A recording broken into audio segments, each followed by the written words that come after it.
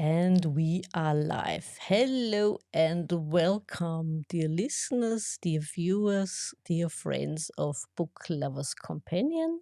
My name is Edith, and right next to me is my lovely co host, the Chattering Teacup. Hello. And it's an absolute pleasure and honor to welcome our guest for this special episode, for this live stream, Ben Cotterill. Ben, hello and welcome at Book Lovers Companion. Hi, thank you for having me. Thank you for being here. It's a pleasure. And like we said before we started the stream, we are here to learn about forensic psychology, to learn about the differences to other fields of psychology, what it means, what it can do, what it cannot do. And I think we are also going to touch upon the fiction part, which plays a role or for people to get interested in forensic psychology and more. So, Ben, can you explain for us, to us, what is forensic psychology? What does it do? Sure. So, forensic psychology is a very broad term that really refers to applying psychology to the legal system. So, whether it's psychological findings from the research or psychological theories and principles. So, this could be in a correctional setting. So, it could be implementing clinical psychology to give treatment programs to inmates to help with rehabilitation. It could be assisting the courts to evaluate perhaps defendants to check they're competent to stand trial if they meet the definition of insanity or not, assessing levels of risk to see if one is a higher or lower danger to the public. It can also be helping with investigations. So that would be where criminal profiling comes into, or perhaps giving advice to police for interviews with suspects. It could be helping the police with recruitment, perhaps looking for particular desirable characteristics for those they want to hire, or perhaps to screen out any undesirable characteristics, or give counseling for those who perhaps are suffering from PTSD or who have just been involved in a police related shooting. Or it can be evaluating eyewitness testimony, which would be cognitive psychology. It would be applying that to the legal system. So, what we know about memory, applying that. So this witness says that this is what happened, this is what they saw, based upon what we know about memory and the factors that might have been at play, how much might we trust this person's memory in light of the research findings. So it's a very, very broad field. It's really about applying psychology to the legal system and all these various different aspects. And how does it, or how is it different from criminal psychology, or are they overlapping, or not at all, or is it just a linguistic difference? So, in the broadest definition of forensic psychology, criminal psychology would be a subdivision of it. So, applying psychology in this case to understand criminal behavior. So, it could be developmental psychologists doing research on how delinquency or aggression develops, or biological psychologists looking at perhaps how genetics might contribute to criminality, or perhaps different brain traumas might relate to more impulsive behavior or aggressive behavior that might lead to criminality. So again, there's various different aspects of psychology that could contribute to criminal psychology, but that would really be a kind of sub element of forensic psychology. And as you also mentioned, treatments, does it in any way overlap with psychiatrists? So more so clinical psychology. Psychiatry would be something different because it involves having a medical degree and giving out medication when necessary. Whereas forensic psychologists wouldn't, they themselves wouldn't do that, even if they've been trained in clinical psychology as well. That would be someone else who would be giving any medication that might be relevant.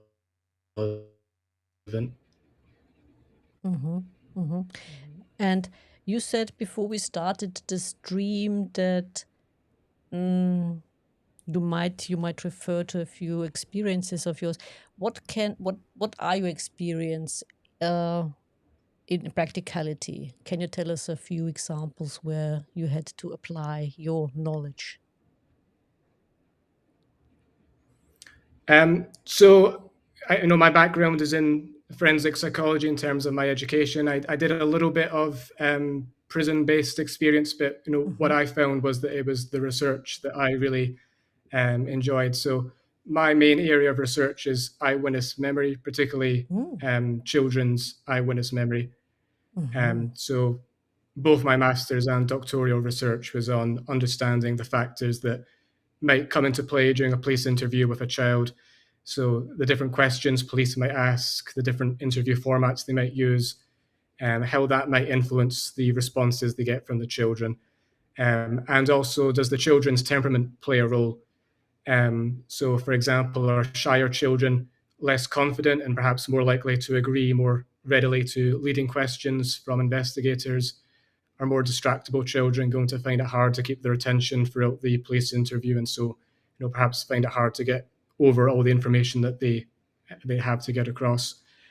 So understanding how best to get responses from children during police interviews is kind of my main area of research. I mean, it's probably completely different from working with adults. What is the most,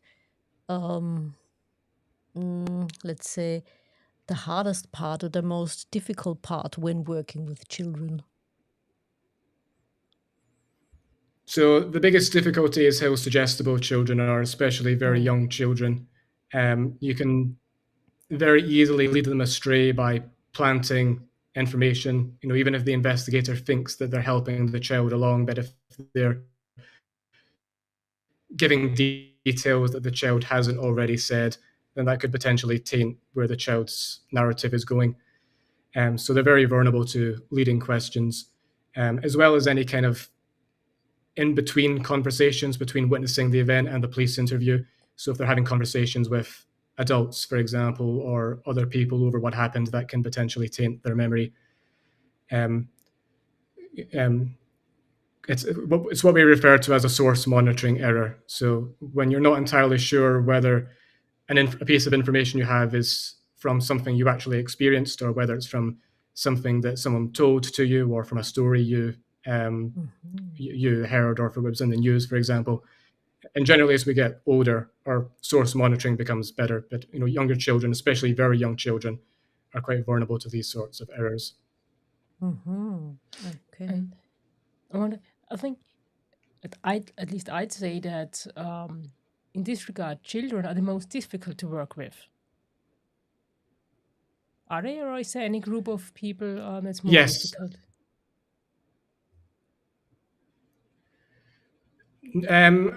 I know probably in this regards, children are probably the most difficult because there's so much to kind of juggle as well, because having children so heavily involved in the legal process can be traumatizing for them too. So, for the person who's conducting the interview, there's a lot of things to consider, but also just because, like I say, how vulnerable they are to leading questions and post-event information, it makes it difficult, and all the more important that investigators have to stick to best practice and the kind of particular formats that we've shown in research generate the best results in terms of accuracy. Teacup. And especially if they're very young children and they're used as witnesses, I think maybe sometimes children don't understand what they saw. So how do you go about that to Absolutely. find out what really happened? Absolutely. And that makes it all the more difficult because quite often when it's very young children, when we're talking about children, for example, younger than 5, they don't always understand that they have information that the investigator doesn't. They haven't quite got to that point yet when they understand that different people have different points of view and different knowledges and so on. So having them understand, for example, that they have information that the investigator doesn't makes it very, very difficult. And because they're so naturally compliant as well, that they want to please the interviewer, they'll often say what the investigator or what they think the investigator wants to hear. So, quite often, repeating questions, for example, can have the child change their response, not because the changed response is more accurate, but just because they think maybe they answered wrong the first time, or they maybe didn't answer when they should have. So that also makes it very difficult. So that's why the formats we have are very much about trying to build rapport with the children, have them get used to kind of giving a narrative so that they're becoming used to explaining something in their own words. And then once you transition to the topic in question, it's hopefully clear to them what's expected. And then, it's a very, very gradual and a process that requires a lot of patience, and you have to try and get the child to explain in their own words, what happened, rather than putting words into their mouths. And coming to the question of what can forensic psychology do and what can it not do, because sometimes you get the impression that people think you work some sort of magic, and in a question of minutes or hours everything is solved. It's not the case. So what can you do? What can you not do? Yeah, so forensic psychology can help understand, for example, risk factors for violence that maybe make it more likely one will behave violently, but they can't say with certainty, here's what causes violence, or say with certainty this person will become violent. All they can do is point out risk factors that have been identified. Criminal profiling is one that probably has the most misconceptions tied to it, right? If you watch shows like Criminal Minds or the movie The Silence of the Lambs, the profilers make these kind of fabulous deductions based upon very little evidence that's kind of like magic. Whereas, that's really not what happens in real life. It's, first of all, not many psychologists are involved in profiling, but those who are, it's, a process that's much more time consuming and laborious than what it's portrayed on TV. And in Criminal Minds, it's always profiling that solves the case. They're the ones leading the investigations, whereas in actuality, profiling is more a piece of advice to help, for example, investigators narrow down a list of suspects so they know who to prioritize. It doesn't ever solve the case single-handedly. And in fact, it's not admissible evidence in court. So, there has to be other pieces of evidence that lead to the investigation. So a number of misconceptions, I suppose. Forensic psychology is often portrayed to be very, very glamorous in TV and in movies, when most forensic psychologists in reality work in prison settings, which is not very glamorous. So, it's quite different in reality. In pretty much every respect, if you've seen the movie Runaway Jury, the forensic psychologists give some advice on reading the body language of the jurors for the lawyers. And it's all very, very elaborate. So they have this kind of lab where they've got multiple screens focused on all the jurors, and they've got a big team doing background checks on all the jurors and things like that. It's very, very elaborate. But in real life, there might be a forensic psychologist who reads the body language of the jury, but they'd just be sitting in the audience with the other members watching the trial, and it's nowhere near as elaborate as portrayed in movies. And as you give advice to investigators, at what point are criminal psychologists asked to help in general? So, yeah, in the US, it would be the FBI's BAU that's primarily the profilers who would give advice. In the UK, it's what's called behavioral investigative advisors. And there's about 8 of them at any one time. And they would be giving advice on difficult cases, like in the UK, perhaps serial rape cases, unusual homicide cases. in the US, serial killing cases, things like that. Cases in which investigators might benefit from that kind of extra advice and expertise. So, kind of unusual cases when it might be beneficial to understand perhaps the kind of mindset of the perpetrator behind the crime. You said assessment of a risk, violent risk of a suspect, for example. Is that where psychologists or forensics or criminal psychologists are called and find out, or to find out for the interrogator, how am I going to approach this interview? What will happen if I ask this or that question? Do you think he will react in a certain way? Is it like that where you come in and advise them? Yeah, that's not what I meant, but I suppose there's always some form of risk assessing like that. What I meant was a more formal kind of risk assessing. So it can happen in many different ways, particularly here in the US. Forensic psychologists could assess level of risk in terms of how likely one is to reoffend, and then that could be some information given to the parole board, and they would take that into consideration when deciding whether to give this person parole or not. The level of risk could also be given to the judge to help inform sentencing.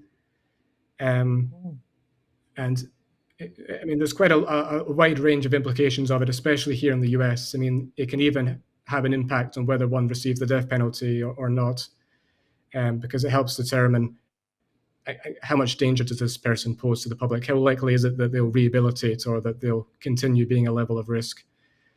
So there's various factors that one looks at to evaluate this.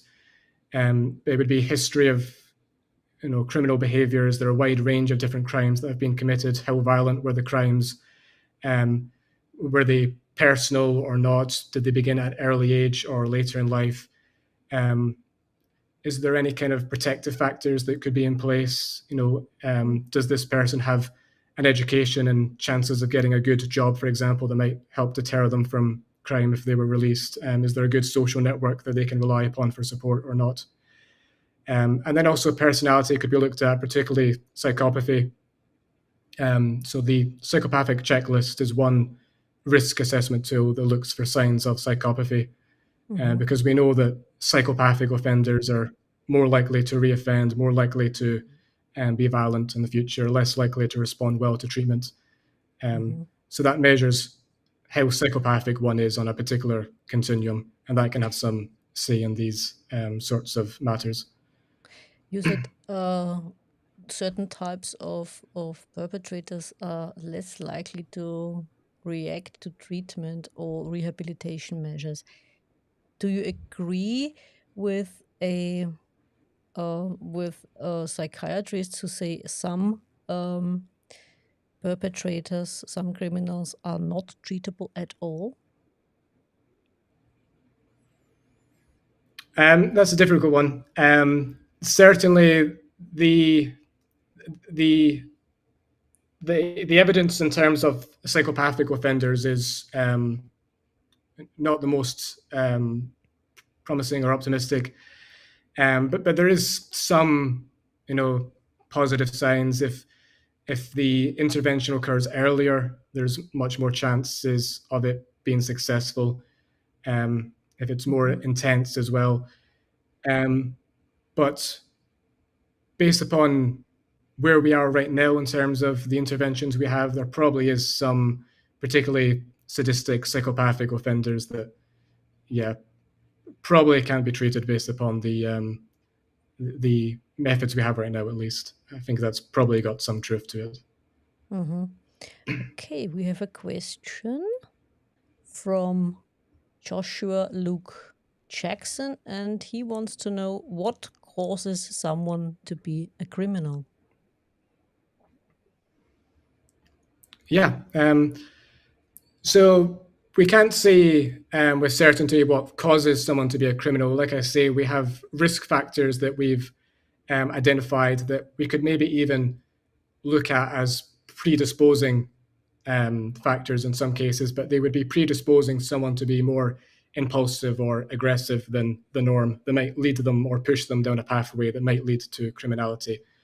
But none of these are determining factors.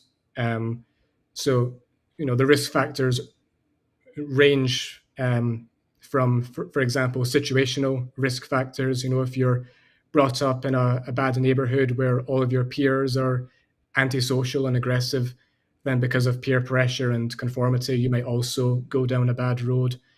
So situational risk factors can come into it. There are neuropsychological risk factors. So, damage to the prefrontal cortex in particular, which is a part of the brain that's heavily involved in impulse control and decision making.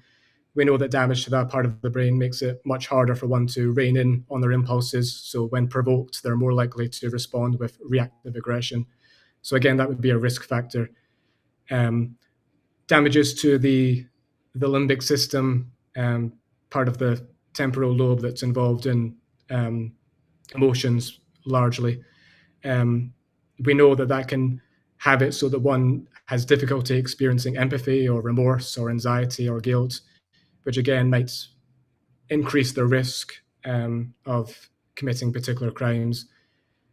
Developmental and learning risk factors. So if you were brought up in a violent home and raised by criminal parents, for example, then unsurprisingly it makes it more likely that one will be a criminal because that becomes a norm for them. But also if they observe violence in the home, then they can think that's a suitable way to deal with conflict and to resolve disputes.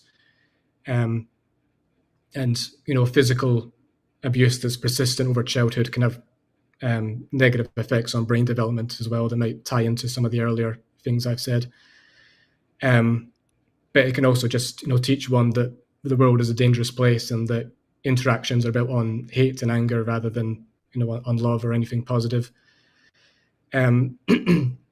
Attachment styles can be another relevant factor. So, insecure attachment styles, particularly if there's traumatizing events early on, like abandonment or maternal rejection, that can have one preoccupied with being abandoned later in life. That might have them react in a way that's a bit paranoid in certain scenarios. So again, there's multiple risk factors we've identified that are all interlinked and they're tied to different types of crimes, but none of them, I would say, cause someone to be a criminal. And there's always a collection of these risk factors whenever you look at a particular case. It was never really just one thing that led them down a particular pathway. It was a combination of things. And in your experience as a forensic psychologist, what are the biggest differences between male and female perpetrators? So it depends a lot upon the type of crime that you're looking at. But quite often, female perpetrators are even more likely to suffer from mental illness than male perpetrators. More likely to be depressed. Again, it depends a lot upon the crime you're talking about. They're less likely, I would say, in general, to have a motivation that's based upon kind of a need to dominate or control others, or concerns over status, which is quite often motivations for male perpetrators. Less often have a sexual motivation rather than male perpetrators. Quite often the motivation is kind of tied to kind of fear and desperation. And now the more difficult question, what about children as perpetrators? I mean, they are often mentioned in books. They also happen to be in real life perpetrators. What about them? Sure. So that makes it I mean, again, depending on the case, the kind of type of crime you're talking about, it can make it very difficult because, first of all, you have to take into account their level of responsibility. Are they at an age yet in which they can comprehend consequences to their actions? So, there's been a lot of quite well-known cases of child killers in which this debate came up, in which you have to ask at what point can you hold someone responsible for an action even as extreme as that. For less serious crimes, it's forms of delinquency. It's usually in part of with a conduct disorder and kind of acting out. And again, the kind of earlier that this is identified and treated, the more likely it is that there will be positive outcomes in the long term. I just remembered a case I heard a few years back about in the US, I think a 4-year-old or something like that, without intention, it was an accident, killing his own mother with a gun in a handbag. I mean, it wasn't a crime on his part, but what does that do to a child, knowing that accidentally you kill your mother? Especially, if it's something that's heavily in the news and covered, and so they're going to be made aware that they are responsible for that. So that could be, of course, heavily traumatizing. I don't know any particular literature on that because it's such a kind of rare incident. But yeah, it stands to reason that would be incredibly traumatic. At 4 years old, I'm not sure they would necessarily have the actual memory of the event itself, but it would be everything that follows it that could be adding to the trauma going forward. And becoming. But yes, that would be a case when. Yeah,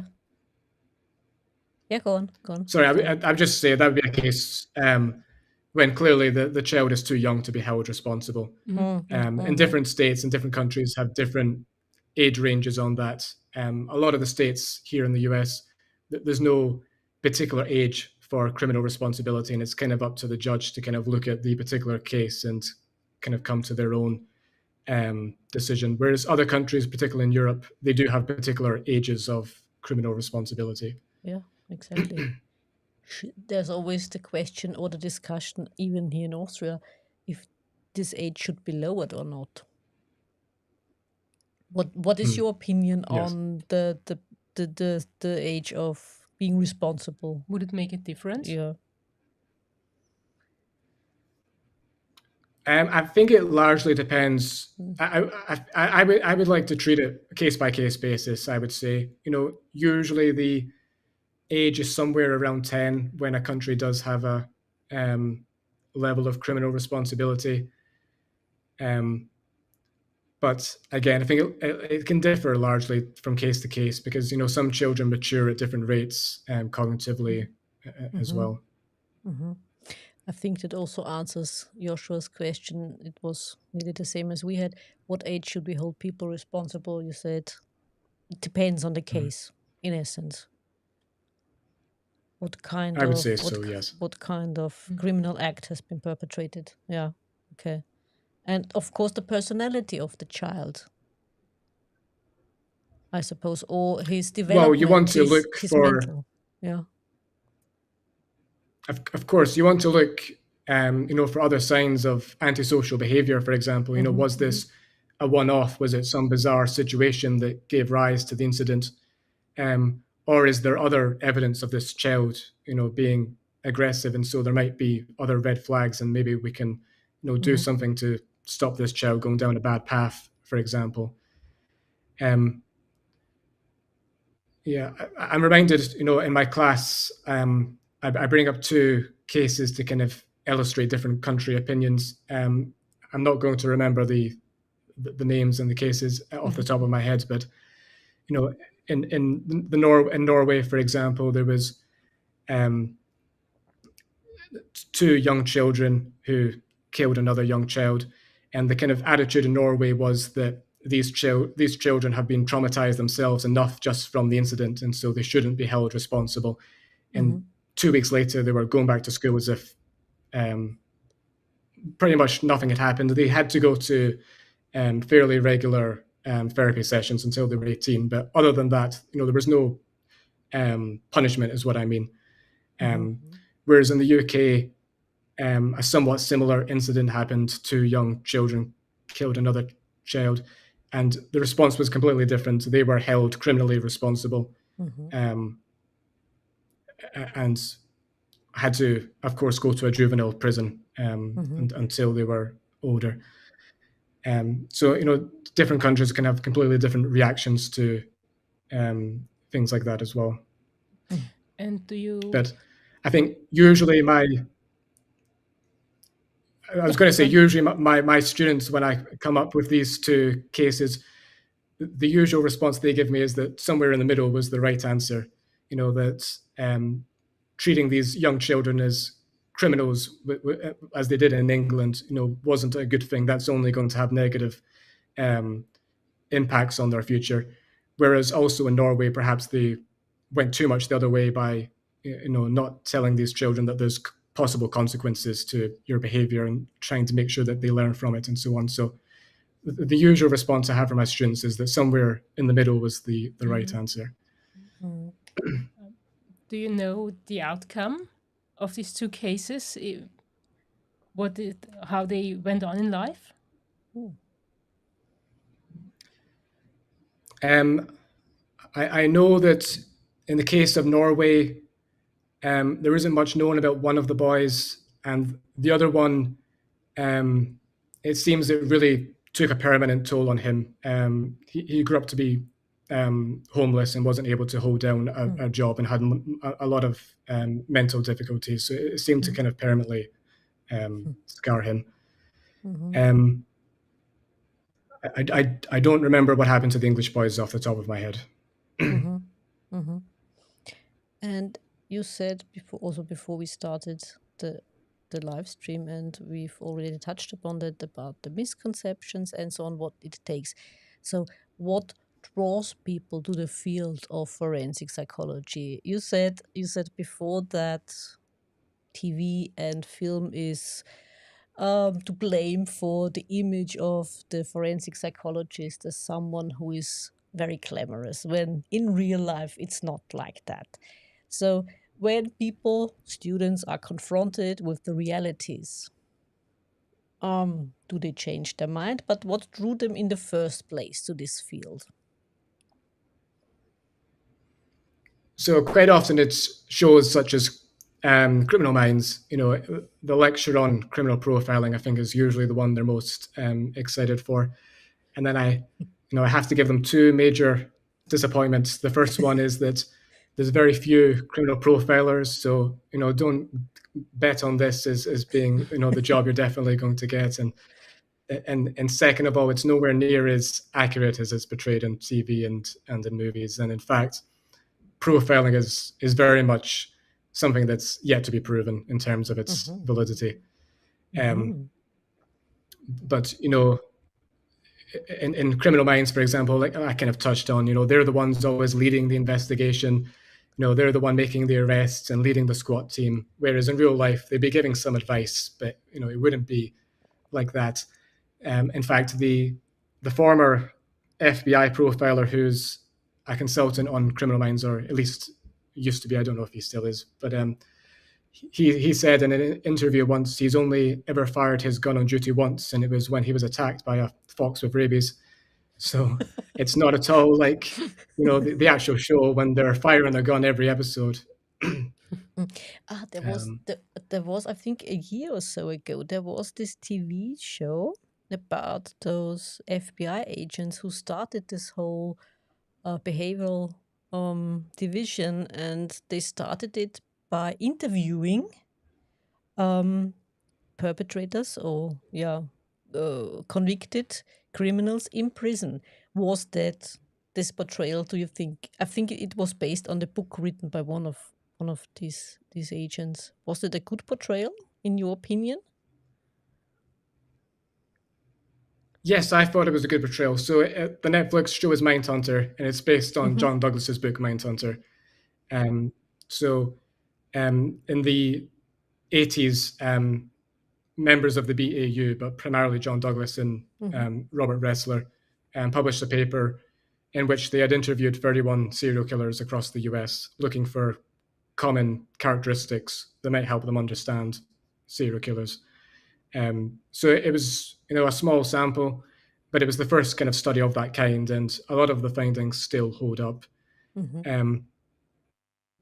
So obviously the show dramatizes, for example, it's not John Douglas. They changed the character's name, but the character that's based on John Douglas, they dramatize his personal life and so on, and of course change other things. But overall, I think particularly the interviews with the serial killers in the show, they're very, very accurate in terms of the actual interviews between John Douglas, Robert Ressler, and the serial killers they interviewed. So it's always a show I recommend actually to students. It's a good one. Okay, that falls under the good, I suppose. Yes, I think so. Well, it is based on facts, so we hope that's the reason why it's also. But body language.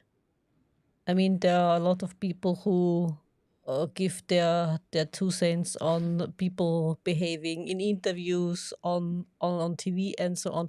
What about body language? What can it tell you? Can it tell you anything, or is it just voodoo?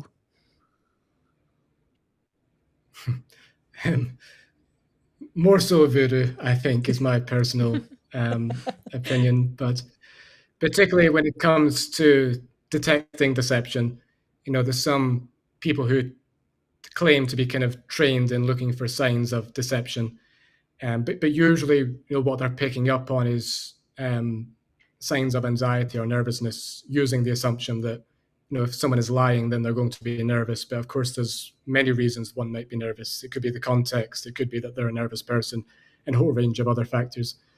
So overall, what the research tells us is that when we compare these self-proclaimed experts at reading body language with controls like normal people, in terms of reading signs of deception, one is no better than the other. So especially in terms of looking for signs of deception, the evidence isn't very good for that kind of field. A long time ago, I heard there's also a cultural aspect, because they're looking someone in the eyes. For some people, it's a sign of respect. For some, it's disrespect. It depends on what your immediate surrounding culture is, even if it's in the same country. So it can be misleading, just looking at these aspects. Yeah, that's another good point. Obviously, it's going to differ from culture to culture. So someone's cultural background might have an impact. But what we find is that across cultures, there's these misconceptions over how you can detect deception. And in fact, eye contact is usually one near the top of the list. When you ask people, how do you tell if someone is lying, usually one of the first things they tell you is the person can't look you in the eye or they can't maintain eye contact. But actually, generally, that's, at least according to the research in lab studies, it's usually not a very good indicator over whether someone is lying. Again, there could be other reasons as to why they. So is it more wishful thinking that we can detect it in this way? I think so. Of course, a big limitation of these studies I'm talking about is that it's not someone that right? You're asking to determine if this person is telling the truth or a lie, and it's the same person that every participant is being faced with in order to control for other variables. Whereas in real life, you might be better if it's someone you might know what their typical body language is, and you might know when there's something off about it. So in real life, people might be better at picking up on people they know, whether they're telling a truth or a lie. But in general, at least the research on kind of strangers tells us that people are no better than the flip of a coin. It's typically around 50% if you're asked, is this person telling a truth or a lie? And even when it's children, which, you may think it's easy to tell if children are telling a truth or a lie, but even young children as young as 3 years old, if we're asking them whether they peeked underneath a hidden toy that's been covered, if they peeked at the toy or not, and they're kind of asked follow-up questions, and then the adult who's doing the questioning is asked, is the child lying? Did they actually peek at the toy or not? Again, their accuracy is usually no better than 50%. Again, Joshua, of course, with a little bit of sarcasm. Next, you'll tell me lie detector tests aren't real.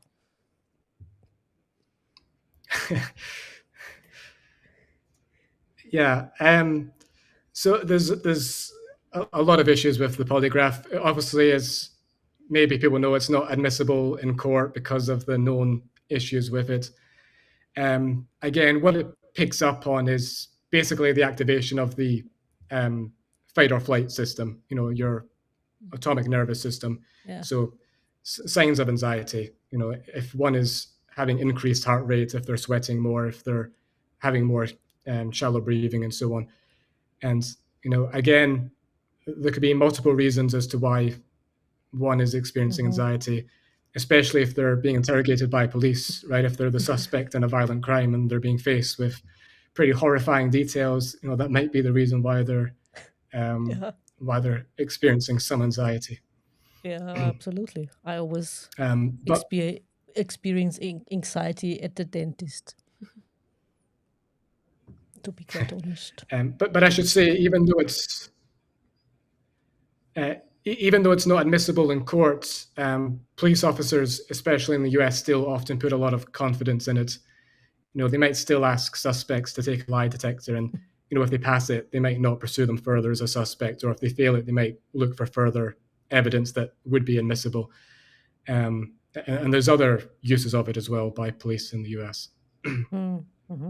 And also, like Joshua, who wants to know a little bit more about serial killers, do they feature a lot in your lectures or just occasionally?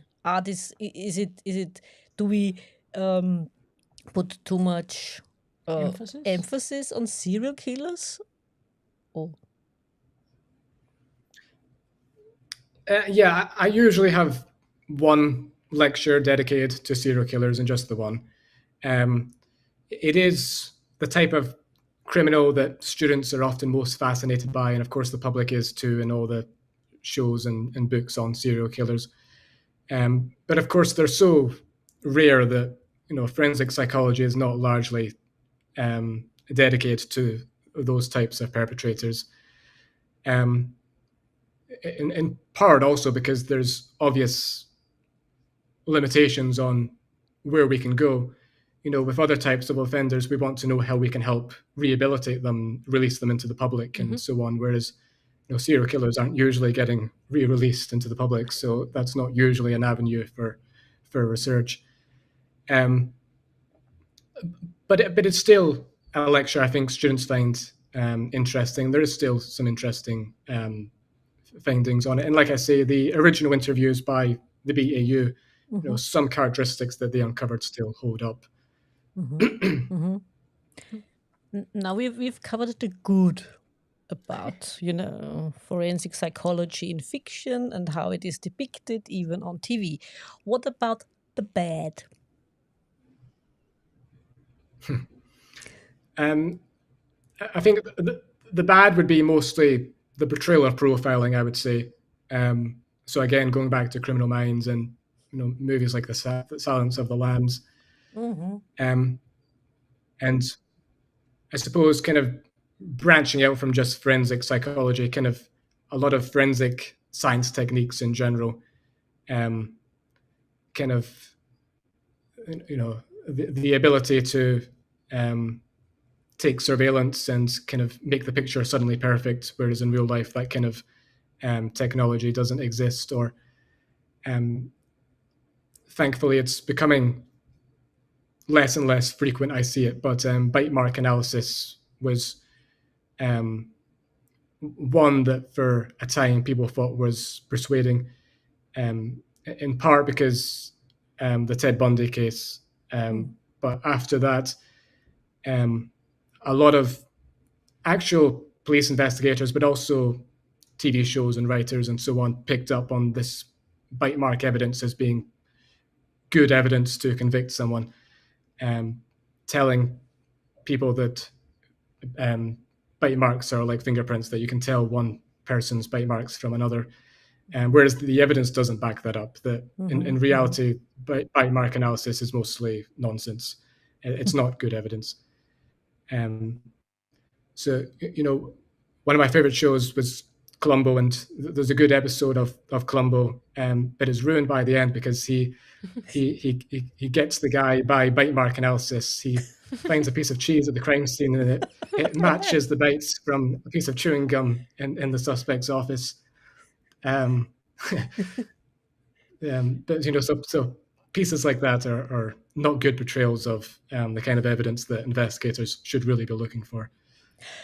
Now that you mentioned Columbo, is Columbo more of a psychologist than he is a police officer? I mean, he does make a lot of kind of logical deductions that are kind of just based upon hunches rather than, actual evidence. There's a kind of, Sherlock Holmes approach to his investigation. So I'm not really sure where it falls. Somewhere between pseudo-psychology and investigation. But he's a quirky guy. I mean, Yeah, he's fun to watch. Well, he's one of my favorites still. Yeah, he is. I mean, he is always watchable. Just one more question. Yeah, Teacup, go on. No, that's what it says. That's what he says. That's not what you say. No. But, yes. But we have another question about serial killers. Why do serial killers seem more uncommon these days? I don't know if statistically they are becoming more uncommon. I think it's maybe more the case that unfortunately they're becoming less kind of unusual because there's been so many cases of serial killers that have been well reported. So when the FBI first began doing this research, and when serial killers really began first being noticed in the 70s, mainly in the US, it was a big deal, just because these kinds of perpetrators weren't really known to the public. Whereas I think we've now known about serial killers for so long that perhaps they just don't grab as much attention as other horrific cases like mass shootings and so on. But I don't know if statistically they're actually becoming less common. And here I hope you would say they I are suppose- just detected earlier.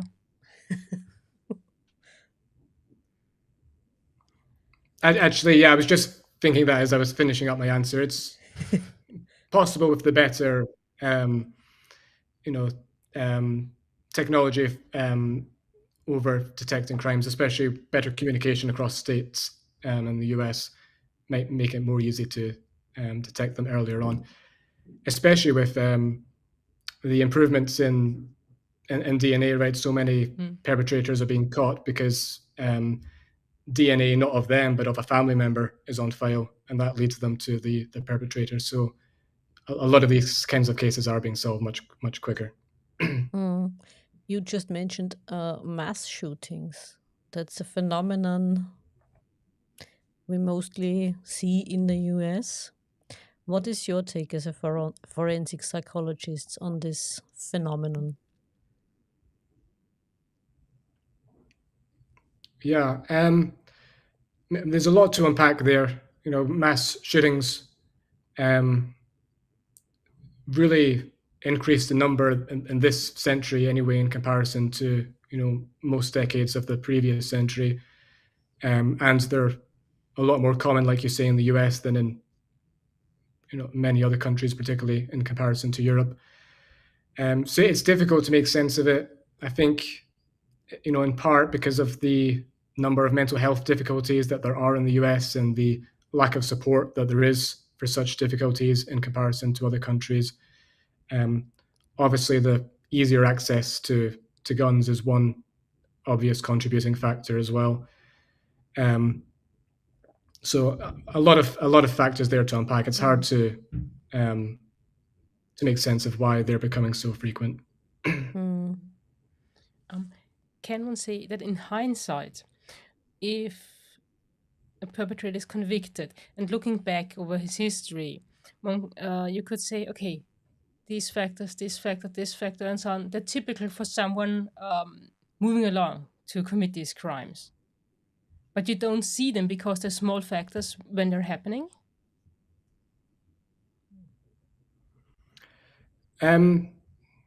With particularly like mass shootings, it's hard to look out for these signs. There was a kind of about a decade ago, quite a bit of push in the literature to look for red flags of school shooters to help teachers pinpoint warning signs of things like this, and it included things like acting out problems and fascination with guns and so on. But the consequence was that there was so much false reports, basically, that they were over reporting the number of potential contributors, because as horrific as cases like that are, they're still so rare that it's difficult to really pinpoint clear commonalities between them that can really easily allow us to see clear red flags.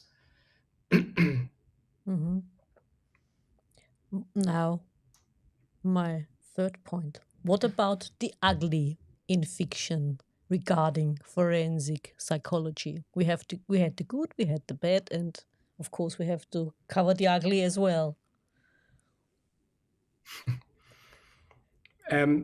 So what exactly do you mean by ugly? Even worse than bad. Even worse than bad. Yeah, again, I think I would maybe go back to the criminal profiling, but maybe more kind of extreme examples of it, in which one is able to make unbelievable deductions based upon pretty much no evidence at all. Yeah, I think that is one of the most improperly illustrated elements of forensic psychology. And what would be your advice for authors? I mean, of course, we have the private investigator, which you have in your book as well, as someone who is solving a mystery, who's solving a crime. We have the police officer, the police procedurals. We have the, like we had on our show, the local busybodies, of course. And what about forensic psychologists as working as an investigator? They come up in literature, of course. They are used. So what would be your advice as the expert for any author who's thinking about using a forensic psychologist as the character who's going to solve the crime? Yeah, so like you say, it does happen, whereas the forensic psychologist is kind of the one leading the investigation. It's a little unrealistic to me. In the way I've got around it in my in my book, though it's based upon a true kind of route, but the private investigator was a former detective, and he did some forensic psychology qualifications, and that allows him to work part-time as a consultant also for the police, which is the kind of pathway of a number of homicide consultants in the US. Some people who work kind of freelance and are hired by police departments if there's a particularly troublesome case. Quite often they do have a background of police detective work and forensic psychology, so that allows them to kind of work as a consultant, giving some other insight to the investigation. So there's certainly ways in which you can have someone who's knowledgeable on forensic psychology contribute to the investigation without necessarily a forensic psychologist being the one who is actually solving the case.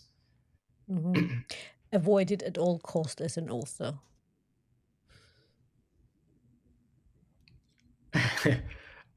I don't know about that. It could maybe work depending on the case. But they're not going to be the ones leading the investigation, for example, when the police are investigating. And we have another question from our audience. How do you write a psychopathic character? And I've jumped over the other question, which I will ask you as well then. So first question, how do you write a psychopathic character? Good one.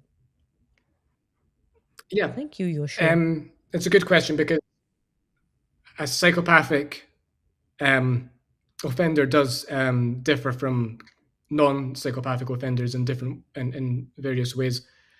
I mean, I think importantly, when you're writing a character, even if they're the villain or the criminal or have done something pretty terrible in your book, most people kind of rationalize their behavior. They don't want to experience what we call cognitive dissonance, which is when your behavior doesn't match your view of yourself. Most people don't want to view themselves as being bad and dishonest or anything like that. So they typically, create a narrative in which they're the hero of their story. No one wants to be the villain, right? So quite often that's an important component, I think, of getting an authentic villain. But if you're writing a psychopathic character, you don't necessarily have to worry about that because they don't experience typically guilt and remorse in the same way that most people do. And so, being the villain of the story wouldn't actually really bother them. They don't experience the same dissonance that most people do. So you can kind of go more extreme if you like, because they just typically don't have that empathy and guilt and remorse that most offenders do. So the question that comes to mind is, if someone is a psychopath, does that necessarily lead to a criminal career or not at all? Or in which way? I mean, it doesn't have to be criminal in the sense of the law, but how do these people manage relationships? Can they have relationships?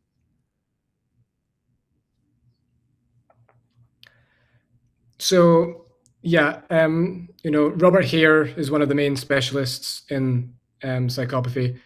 He says that about 1% of the population are psychopaths. So obviously not all of them are violent or criminals. And Robert Hare has written a lot about the overrepresentation of psychopaths amongst CEOs and other professionals, in which kind of risky behavior can often pay off, and kind of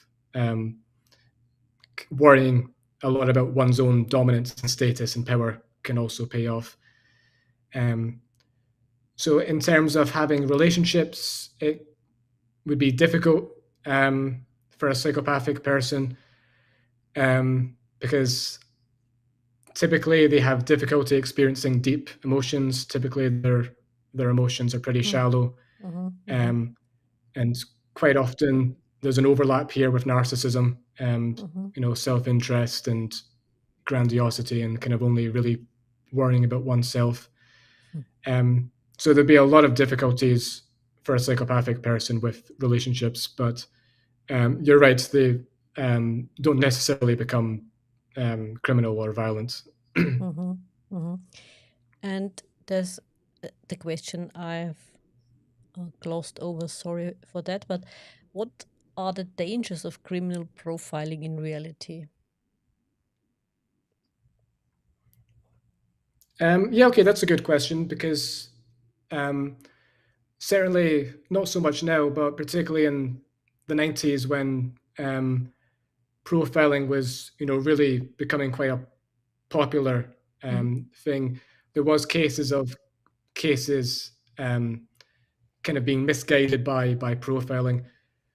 One good example is when Richard Jewell, the security guard, was accused of being the bombing at the Olympics in Atlanta, Georgia, because he matched the profile of a lone bomber. He was interested in law enforcement. He still lived at home with his mum, and there was other parts of the profile that the FBI said matched. But in fact, he was completely innocent, and the profile that was released to the public had a massively negative effect on his life. Another case in the UK, the names involved escape me, except Paul Britton was the criminal psychologist who was the profiler. But the police really let him kind of take the reins. He suggested a suspect, and he told the police how to get this suspect to confess. And he coached a police officer to go undercover to get close to this suspect and to build rapport with the suspect and so on. It turns out that the suspect was innocent, and because of the derailment in the investigation, the actual perpetrator went on to be free and commit other offences. And again, this innocent person had their life negatively affected. Fortunately, in more recent years, profilers, I would say, have become much more humble and much more kind of transparent when they're giving their reports to the police. It's not so mystical now. Instead, they're actually talking the police through how they're coming to these deductions and what the evidence is, and they're kind of opening up conversations with the other investigators and so on, rather than taking the charge. Because, like I said, profiling is very much something that's still yet to be proven in terms of its validity. So it shouldn't really be taking the charge in an investigation. And there's also an important question for all our listeners, of course, which is the difference between psychopathy and sociopathy. Yeah, so sociopathy is not really a term we use in forensic psychology anymore. It overlaps a lot with antisocial personality disorder in the DSM, or in the ICD in Europe by the World Health Organization. It's similar to another personality disorder. Really, it's putting more importance on environmental contributions. The one is becoming somewhat psychopathic because they haven't been socialized appropriately. But because it overlaps with antisocial personality disorder so much, antisocial personality disorder is more frequently used rather than a term sociopathy. Psychopathy differs from both because it's more extreme in many respects. It includes many characteristics of antisocial personality disorder, but additional characteristics, and it puts more importance on the lack of deep emotions and the lack of remorse and lack of guilt, and more importance also on the kind of narcissistic elements. And kind of like I've touched on earlier, there's insights that can be gained from measuring psychopathy. More psychopathic offenders more likely to reoffend, more likely to be violent. So that's ways in which it helps distinguish offenders from antisocial personality disorder or those with sociopathy. So another way of putting it, so about 85% of the prison population have antisocial personality disorder, and about 3% of the general public. Whereas about 15% have psychopathy, or in terms of the prison population, or 1% of the general public. So it's in some ways a more extreme type of personality disorder. It's not included in many diagnostic manuals like the DSM. It's usually often only used by forensic psychologists in more kind of specialized fields. And And also, psychopathy puts more emphasis on a neurobiological component to it also, rather than sociopathy or antisocial personality disorder. There is usually obvious brain abnormalities or deficits in psychopaths. Their limbic system especially quite often differs from controls. That's fascinating. What about the narcissistic personality disorder? So that is a personality disorder covered in the DSM and other similar diagnostic manuals. I would say that psychopathy is really including components of narcissism and antisocial personality disorder. So, narcissism is about those elements that are to do with grandiosity and, wanting to have a high status view of oneself above others. But psychopathy, because it covers more, is more helpful to forensic psychologists when, predicting particular outcomes. And you said no conscience. A psychopath does not have a guilty conscience? Right. So it's usually seen that those with sociopathy or antisocial personality disorder still have a conscience, but it's just weak. Whereas those who are psychopaths, they're lacking in a conscience just because they have such difficulty experiencing remorse and empathy. Okay. And what about the narcissist? I mean, the narcissist, are there different forms of narcissism? And is there a form of narcissism that also doesn't feel guilty conscience, especially when we talk about relationships? Yeah. So there is different types of narcissism. It's not an area of research that I know particularly well, but I know more recently they've looked closer at something called the vulnerable narcissist, because it was widely believed that narcissists don't really experience low self-esteem. They're usually they usually have a pretty high self-image of themselves. But the vulnerable narcissist came about because there was individuals who still had narcissistic qualities but actually did have low self-esteem, and the kind of narcissistic qualities were often to kind of help keep those inferiorities at bay. So certainly that's one distinction between what's called vulnerable narcissists and other types of narcissists. In terms of lacking empathy, I don't know about direct research on that. I know psychopathy is a better predictor of lacking empathy, but I would imagine that, yes, it's still probably somewhat a predictor that probably narcissists don't experience as much empathy as the typical person does. Fascinating. And speaking of fictional characters, where would you put Professor Moriarty regarding his personality? Well, definitely quite narcissistic, right? It's been some time since I've read the Sherlock Holmes, but yeah, I think a narcissistic personality is the first thing that comes to mind. And are politicians more on the narcissistic spectrum than on the psychopathic, depending on the politician? Yeah, well, I can definitely think of some examples that would be on the high end of both. I don't know about a general. I don't know about a generalization, though. I don't know if politicians in general are higher, but you can certainly think of some notable examples. Yes. Yeah, absolutely. Maybe it's something you have to become a politician these days. I don't know. Forget what I said. It probably helps. Probably helps, maybe. So, Ben, is there anything else you would like to add, or you would like our listeners or viewers to know about your field of expertise?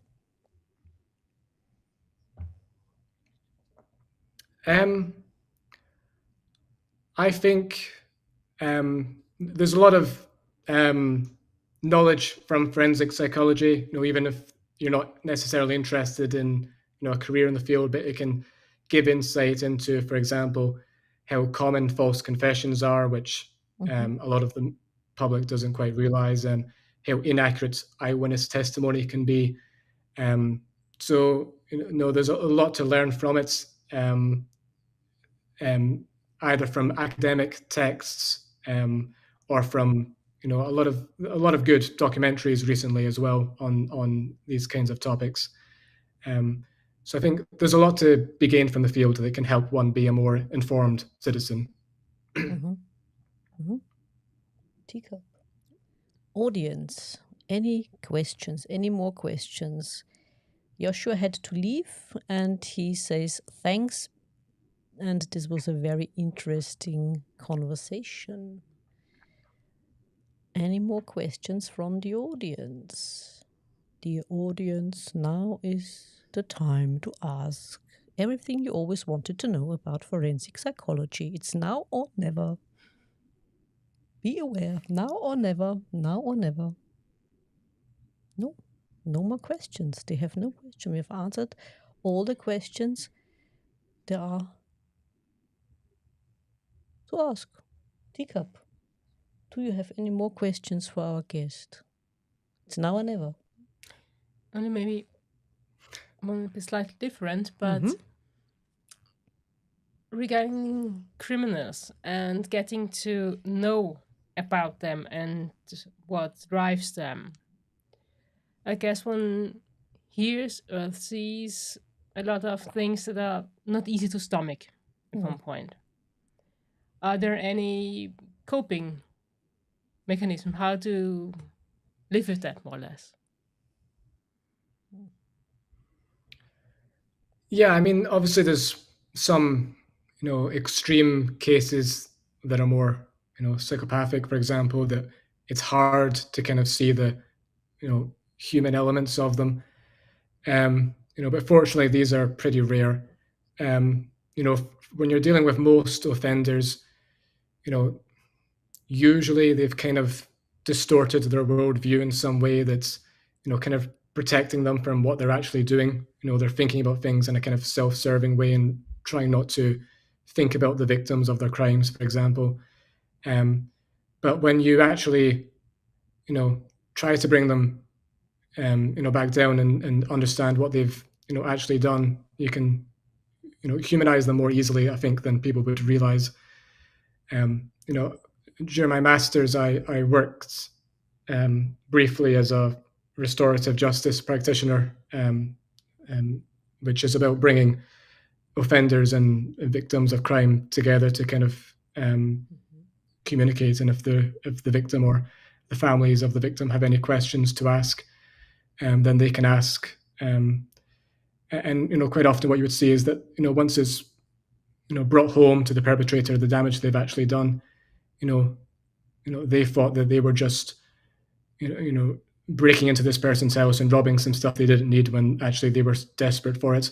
When actually they learn that now this person's really become quite paranoid and finding it more difficult just to live their everyday life. That really has a massive impact on them as they begin to realize the damage that they're doing. Is there any example of a perpetrator you would say is the most dangerous in your, or what you have read about or what you've learned about this person, the most dangerous criminal for the public, more so than others?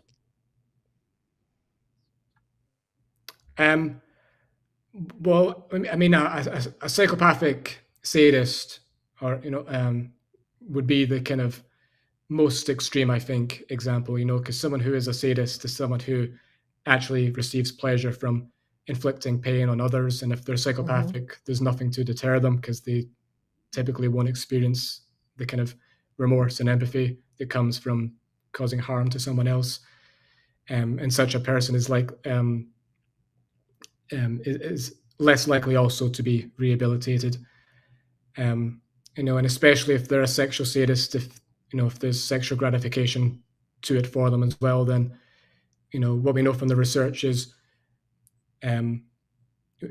these are the kind of things that are most difficult to change, really, through treatment and through programs. So that would make it more likely that this person continues to be dangerous. But hopefully they're very rare. Yes. Yeah, they are rare. That's good to know. Yeah. At least something. So, yeah. Ben, we've learned a lot. Yeah. There have been a lot of misconceptions which have been got rid of regarding the field Great. of forensic psychology. So we've learned that we should not watch Criminal Minds. We can watch Mindhunter, which was interesting from a layperson's point of view. I've watched it. It was okay. You said so.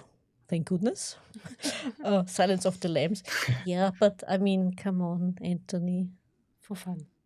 He's so good. I mean, I love the movie Silence of the Lambs, and you can definitely still watch that and Criminal Minds. Just don't take it as real life. That's all I would say. Yeah, okay. But thank you so much for educating us. It was an eye-opener. No, Like thank I you said, for having me. it was a pleasure. We've learned a lot. And I think we're going to join you in the green room for a drink. So thank you for being here. We meet you in a few moments in the green room, and we just say goodbye to our audience before we meet you in the green room. So, dear viewers, dear listeners, I hope you enjoyed this episode as much as we did, and you will be there for our next live stream, for our next get together in about a week's time. It will be fun. It will be also fascinating and interesting and Controversial.